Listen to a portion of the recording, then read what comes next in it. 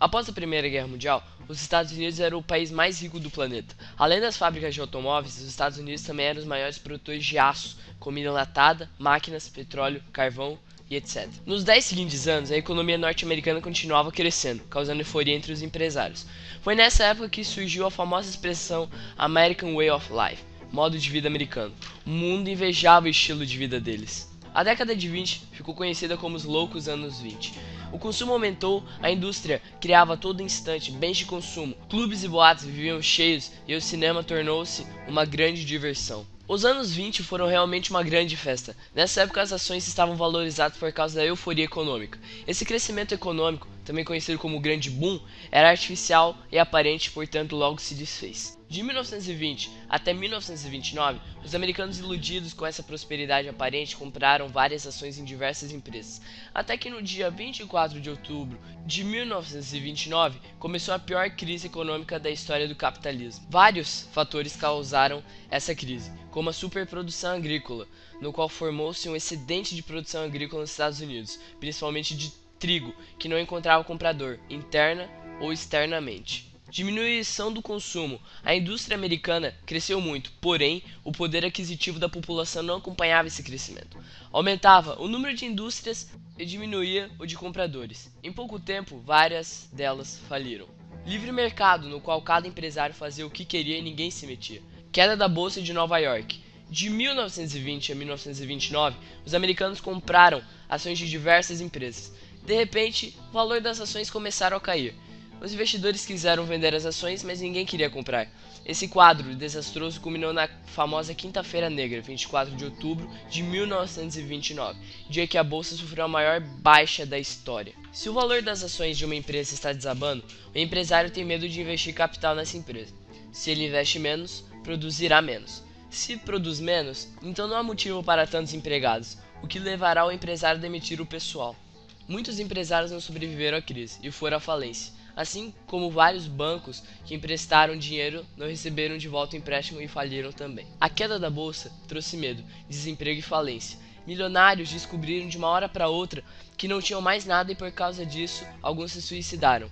O número de mendigos também aumentou. A queda da bolsa também afetou o mundo inteiro, pois a economia norte-americana era a alavanca do capitalismo mundial. Para termos uma ideia, logo após a quebra da Bolsa de Nova York, as bolsas de Londres, Berlim e Tóquio também quebraram. Em 1930, a crise se agravou. Em 1933, Roosevelt foi eleito presidente dos Estados Unidos da América. Ele elaborou um plano chamado New Deal.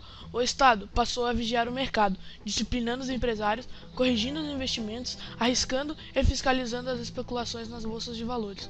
Outra medida foi a criação de um programa de obras públicas. O governo americano criou empresas estatais e construiu estradas, praças, canais de irrigação, escolas, aeroportos, portos e habitações populares. Com isso, as fábricas voltaram a produzir e vender suas mercadorias.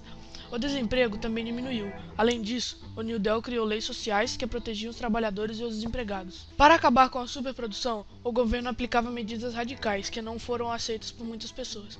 Comprava e queimava estoques de cereais, ou então pagava aos agricultores para que não produzissem. O New Deal alcançou bons resultados para a economia norte-americana. Essa terrível crise que atravessou a década ficou conhecida como Grande Depressão. Isso todo mundo já sabia.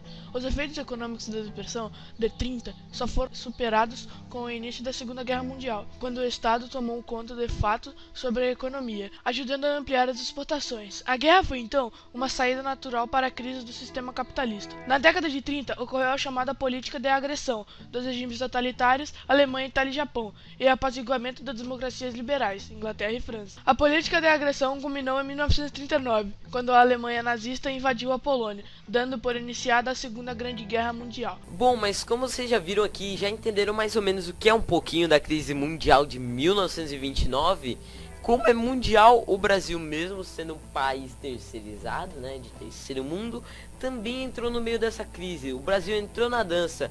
Por quê? Porque o Brasil tinha como fonte a economia cafeeira, com o cultivo de café. A gente já viu isso em história há um tempinho atrás. E dependendo com todo esse café, no fim da Primeira Guerra Mundial, os Estados Unidos era o país mais top, popularmente falando. Ele estava no seu auge. A economia capitalista do EUA estava crescendo cada vez mais e as produções norte-americanas também estavam em alta. elas estavam em pico, a todo vapor, ninguém parava em nenhum momento, a economia estava muito bem. Essa crise afetou o mundo inteiro, já que os Estados Unidos era o país mais rico da época e fazia empréstimos e importava os produtos de vários outros países. Eles produziam muito pouco. Todos os países que dependiam economicamente dele acabaram sendo prejudicados totalmente. No Brasil, os Estados Unidos compravam quase toda a produção de café, ou seja, o que a gente produzia aqui dentro ia muito lá para fora. E com a crise, os Estados Unidos parou de importar o café e assim o Brasil e a América Latina acabaram sofrendo muito com a baixa na economia. Com a crise, a importação deste produto diminuiu muito, foi lá embaixo o preço do café.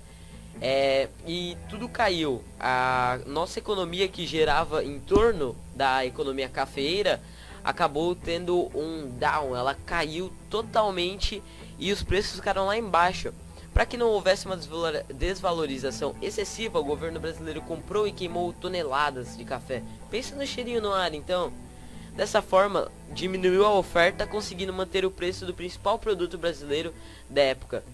Por outro lado, este fato trouxe algo positivo para a economia brasileira. Com a crise do café, muitos cafeicultores começaram a investir no setor industrial, alavancando a indústria brasileira e se tornando o que a gente é hoje em dia.